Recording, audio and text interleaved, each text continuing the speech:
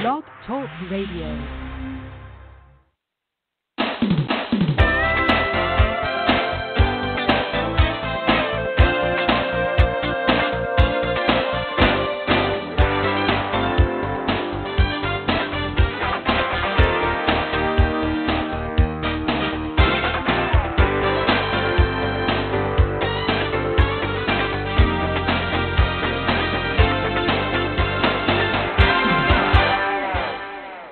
Good morning.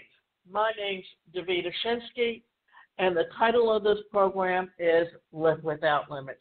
Today's show is titled 7 Ways to Double Your Income in 12 Months, even in the Corona economy. I'm talking about this now because even when the coronavirus is over, we are going to be doing business very differently than we did it in the past.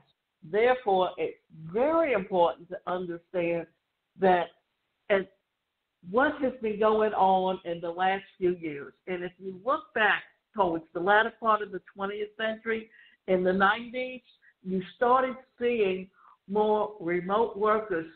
Why? Because companies were looking for ways to cut their expenses. And when they cut their expenses, that meant that it was more about working from home. And you've seen where more and more people are purchasing online rather than doing everything in the department stores today. So just because we go back to things the way they were in the past, business has totally changed how they are doing business. So no matter how bad things in your life and business right now, whether the coronavirus crisis killed your business, cost you your job, or slashed your revenue by 50%, resourcefulness, resilience, and restless entrepreneurs are still finding ways to dominate the game around them and achieve record-breaking income. And so can you. You might have to get creative and pivot your business, and you might even have to work a lot harder than you would have last year, but you can still make 2020 a record-breaking year if you're willing to take action and keep pushing forward no matter what. And today, I'm going to give you 7 simple tips to help you double your income in the corona economy and grow your business faster than ever. The first thing you need to do is know your numbers. What gets measured gets managed, said Peter Drucker. Imagine this. You're on a plane, flying out to complete a consultation with a client you recently closed. After sitting down in your chair and watching the safety briefings that you've seen hundreds of times before, you hear a voice crackling over the intercom. This is your captain speaking. Just wanted to let you know that we've got a 3-hour flight ahead of us. Unfortunately, the gauges up here in the cockpit aren't working, and the machines can't get an accurate reading on some of the pre-flight checklist numbers. But I'm pretty sure that we have enough fuel. Enjoy your flight. Sounds crazy, right? Neither you nor I would ever trust a pilot to fly us across the country without knowing that he had enough fuel to get us to the destination safely. Yet, so many entrepreneurs do this exact thing in their business. They blindly stumble around, guessing as to how much money they should spend on Facebook ads, what sort of affiliate commission they should offer, and how many expenses they can afford while staying profitable. And the result is always catastrophic. Listen, to succeed in the game of business, you must know your numbers. You wouldn't allow a doctor to administer anesthesia without first calculating the dose for your procedure and your body weight. You wouldn't buy a house without knowing the exact price of the home, the interest rate they charge by the bank, and the amount of property taxes owed each year. So why would you run a business without knowing exactly the cost to acquire a lead, the cost to convert leads to customers, the lifetime value of new customers, and lastly, the total amount monthly expenses that you have? You don't have at least a basic understanding of the numbers driving your business. You are playing with a self-imposed handicap. By default, when you don't know your numbers, you're making decisions based on your emotions, not logic. You are guessing and firing shots in the dark. I don't think I need to tell you this is not an effective way to achieve your goals. So if you have not done so already, sit down this week and learn your numbers. Find the record of the exact metrics behind your marketing, sales, and retention. Because once you know your numbers, you can make the right decisions required to increase your income and grow your brand. And here's one more thing to think about. Whenever you have a business, you need a business plan. And why do you need a business plan? Because that business plan is your roadmap on what you're going to do with your business. And it gives you a financial plan to work with so that you know your numbers.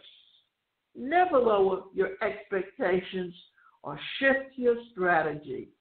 It's normal to experience downtimes in your business, months where the revenue drops off inexplicably, seasons where, due to the appearance of Santa and all his elves, customers just don't buy the way they normally do. And during these months, it's equally normal to lower your expectations and strap yourself in for a few bumpy months. Here's the thing. I know that you don't want to be normal. You don't want to have a normal life or a normal business. You want to build an empire. And empire builders aren't the kinds of people to lower their expectations or accept anything less than the absolute best from themselves and their teams. For example, my buddy, Bedros, doesn't allow the slow season during the last quarter of the year to slow down the speed with which he builds his empire. Instead, he doubles his marketing spend to ensure that his company continues to grow.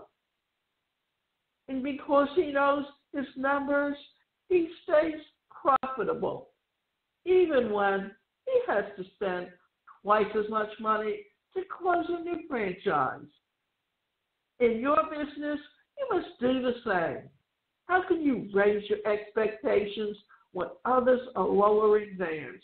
How can you raise and get resourceful and find unique solutions to ensure that your company papers while others simply coast by? How can you shift your strategy to guarantee growth when the rest of your industry is flatlining? In the same way that some of the biggest businesses are built and scaled during recessions, some of your greatest growth will come when you make the decision to double down on your efforts when others cut theirs in half. You really need to know your industry. And why is that so important? For one simple reason, that you need to know who your competition is, what money they're spending, and how successful they are, and who your niche is, and when are the times that they buy. Is your industry recession-proof, or how can you adapt? There's so many things that you can literally do for yourself to make sure that you know exactly how to account and when to spend dollars for advertising and where to spend dollars. Now, we're actually dealing with business being done through e-commerce today. So remember, every business today needs a website, and they need to have sales funnels, and they need to use social proof. They need to do the things that can help them grow their business online as well as offline. So when you're online, what are you doing? You're going into social media where you're on Facebook, you're on Instagram, you're on Twitter, and you're promoting yourself. And you're creating articles on your website, and you're linking them to all your social media, so that what you're doing is creating a footprint on the internet. Offline, you're going to things like meetup groups or leads clubs, where you get to be the only one in your industry and promote what you do and how you do it. With that being that for you, it's a way to build a successful business today. Be a creator, not a consumer. One of my favorite sayings of 2020 is you must stop using social media and start using business media. Too many people waste their lives scrolling and double tapping their days away on Instagram or Facebook when they could be building an empire and leaving a legacy. What that means, instead of reading what other people's material are, why not concentrate on promoting your things? This is why time management is so important, because you want to know what's going on with your competition, so you're going to want to read some of this stuff. But always remember this. Think of it as every minute that you are on social media reading someone else's material, they're making money and your time is being lost. So always think of your time in dollars and cents and how much you can gain by building and promoting yourself just as well as reading someone else's material. Because when you read someone else's material, you can get good ideas on how to promote yourself, but you really do need to understand. Don't spend hours on it, because when you spend hours reading someone else's stuff, you're losing that much money per hour. So always think of yourself as how much is your time worth to you, and how can you spend it in a time and in a way that is going to guarantee that you can access and increase your income. Instead, I encourage all my clients and readers to use social media platforms as business media platforms. Use them as a tool to grow your income, expand your influence, and increase your impact, instead of using it to entertain yourself and sedate the pain of your problems. But this philosophy extends far beyond Instagram or any other social media channel. You see, we live in a society that makes it very easy to be a consumer.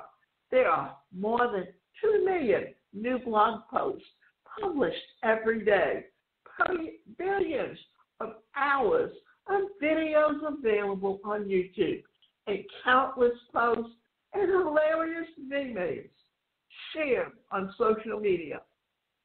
And most people allow this abundance of content to prevent them from ever creating anything meaningful or valuable in their lives or business. So in 2020, my challenge to you is simple. Stop consuming and start creating. Sure, you can still read books, listen to podcasts, and watch YouTube videos, but be conscious in your consumption and commitment to creating more than you consume. Instead of reading yet another article on fitness or business, write one yourself. Instead of listening to another podcast, find 10 people to interview and start your own. Instead of watching an endless stream of motivational, educational videos, pull out your phone, hit record, and make one for your business. The world belongs to the creators. And when you create a market that's enough valuable content in your business and have the right closing processes in place, the money will follow. Let me tell you this much.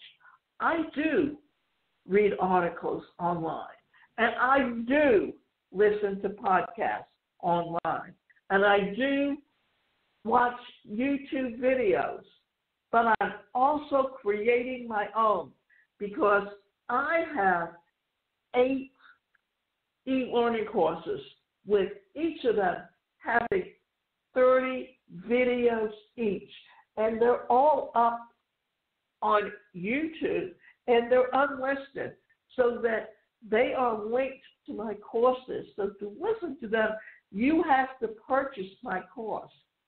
And I use and write my own articles on my websites that help promote what I'm doing. So I'm creating content on a daily basis. This podcast, every week that I do it, I'm creating more content.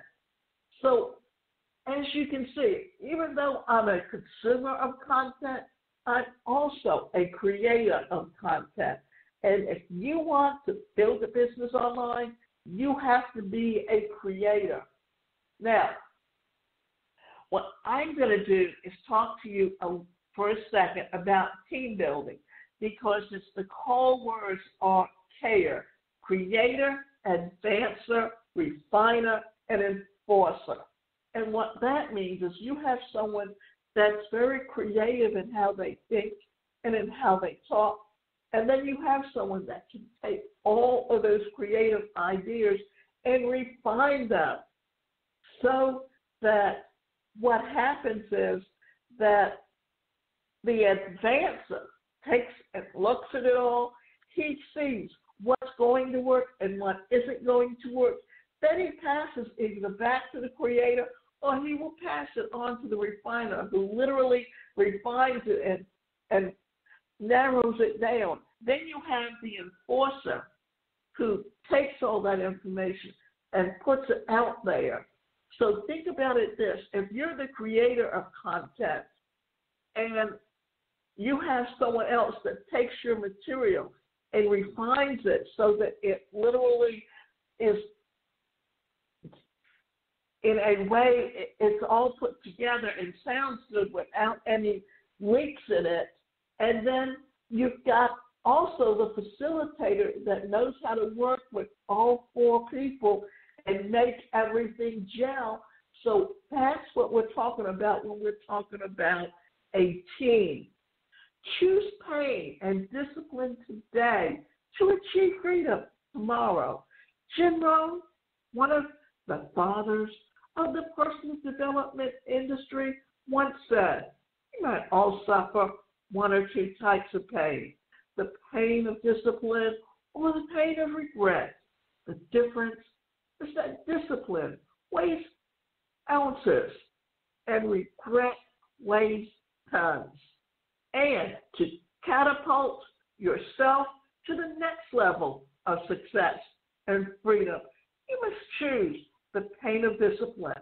Listen, I won't lie and tell you that making more money while working less is going to be easy. I won't. It's hard to wake up early, go to the gym every week, work long hours in your business to build momentum, set boundaries in your work and life, and do the things necessary to build an empire. But you know what?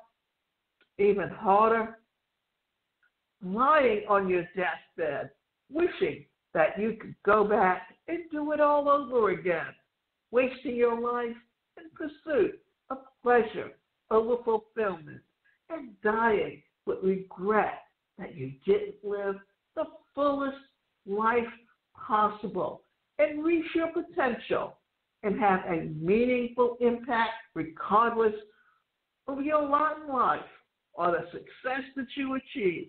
Life is going to be hard. It's going to be filled with pain. So choose the pain of discipline over the pain of regret.